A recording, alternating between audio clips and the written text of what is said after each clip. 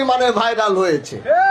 বাংলাদেশের সব সাংবাদিকরা আমাকে ফোন দিচ্ছে, যে এখনো সাংবাদিকরা আমাকে ফোন দিয়ে যাচ্ছে, শুধু ব্যাখ্যা চাচ্ছে কোথায়। আজ থেকে 1-1.5 মাস আগে একটি বিচার করেছিলাম, সেই বিচারে সর্বোচ্চ সুষ্ঠু সমাধান করেছি, কারণ তারা আমাকে ছাড়া বলছে যে আপনি না থাকলে এই বিচার আমরা বসবো না, মানবো না। ঘুরতে ঘুরতে তারপরে বসেছি।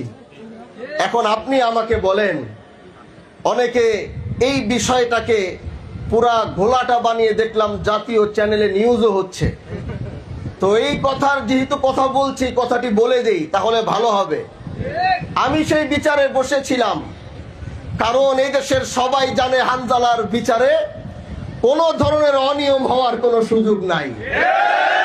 তো আমি যেই বিচারে বসবো, সেই বিচারে যত বড় ব্যক্তিত্ব হোক, যত বড় লোক হোক, হানজালা যেই বিচারে বসে বিচার করে, সেই বিচারে বসে দুর্নীতি করার সাহস এই শিবচরের মাটিতে কারো নাই।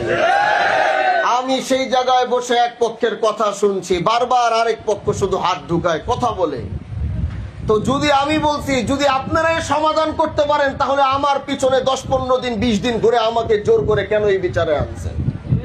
তাহলে আপনারাই সমাধান করেন। এটা বলে আমি চলেও যাইতে নিছি, আমি চলে যাই, আমার দরকার নাই এই বিচার করা। না, আমরা আপনারা ছাড়া এই বিচার মানব না।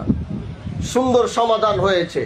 বিচারের মধ্যে যখন বারবার কাউন্টার দিচ্ছে আমাকে রেখে, আমি একজন এমপি, আমি মনে করি না যে শব্দ সম্মানী ব্যক্তি, বিষয়টা এরকম না, কিন্তু আমি তো এলাকার একজন জনপ্রতিনিধি।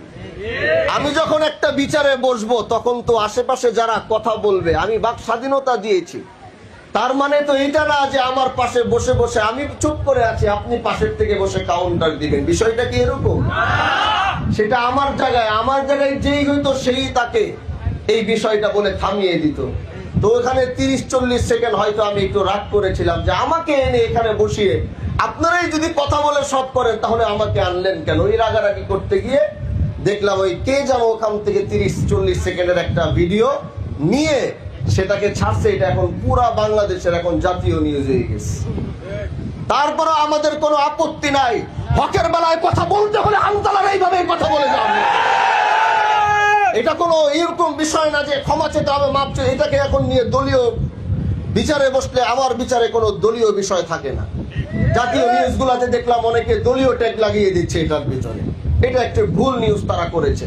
আমার বিচারে বসলে যেই দলেরই হোক, আমার বিচারে কোনো দলীয়, আমি নিজেও কোনো দলীয় বিষয় বিচারে বসি না।